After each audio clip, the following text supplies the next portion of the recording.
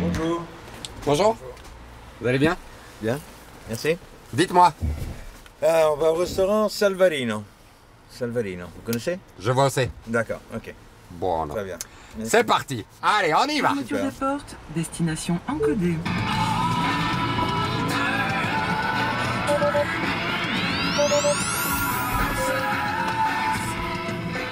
Musique à fond. Musique à fond dans cette voiture. Ouais. Aujourd'hui, j'ai choisi Korn. Korn. Ah, j'aimais ça. Mais non. Si, c'est très intéressant parce que c'est très nouveau comme style. C'est exagéré, c'est fort. Vous écoutiez Korn? J'ai écouté Korn, bien sûr. C'est génial. C'est mon fils qui me l'a fait écouter pour la première fois.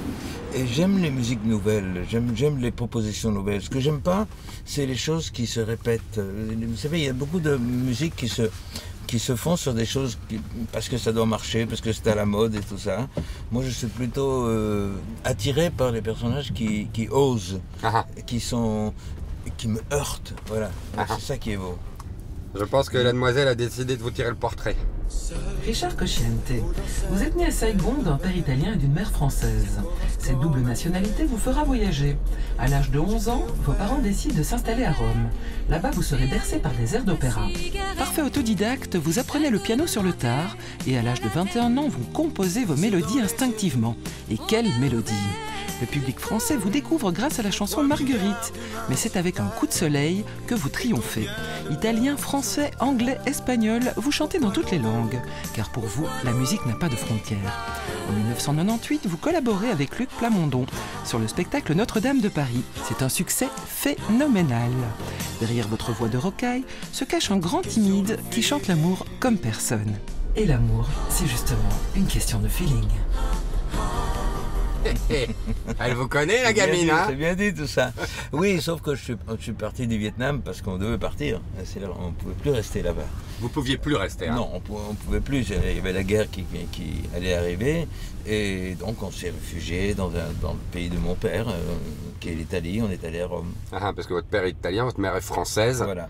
Et donc à 11 ans, vous arrivez à Rome. Parce que c'est à Rome que vous allez avec vos parents. Quand Oui, vous quittez le Vietnam. mais je ne parlais pas l'italien. Parce que ma première langue, c'est le français, que j'ai étudié tout en français. Lorsque je suis arrivé à Rome, j'ai continué mes études dans le lycée français à Rome. Okay. Et j'ai appris l'italien au fur et à mesure. Et les Italiens me considèrent plus italien que français. Oui, hein, ça, évidemment. Il faut pas leur dire que je suis bien placé pour savoir, Richard. Ma mère est italienne. Normalement, pour eux, je m'appelle Riccardo. Voilà, merci. Et puis c'est tout. C'était des belles années, Rome?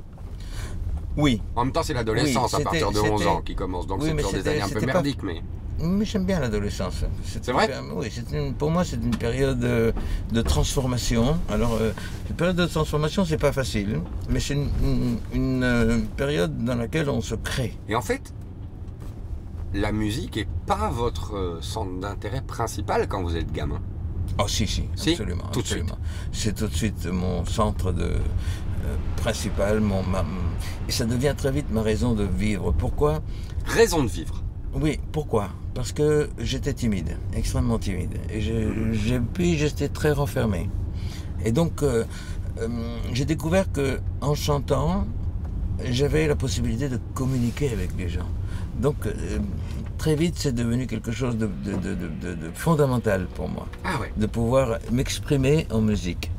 Vous disiez, moi quand je suis arrivé, j'étais différent. J'étais plus petit, j'étais pas le plus beau. J'avais une voix bizarre, etc., etc. On m'a jugé. Et vous dites, mais en même temps, je trouve qu'il y a quelque chose qui est plus fort. C'est le mental, c'est ce qu'on va donner aux gens, c'est ce qu'on va distribuer. Mais en même temps, c'est un discours d'homme qui a beaucoup réfléchi. Mais quand vous le vivez, c'est quand même beaucoup de souffrance. Oui, mais c'est vrai, c'est une souffrance, bien sûr.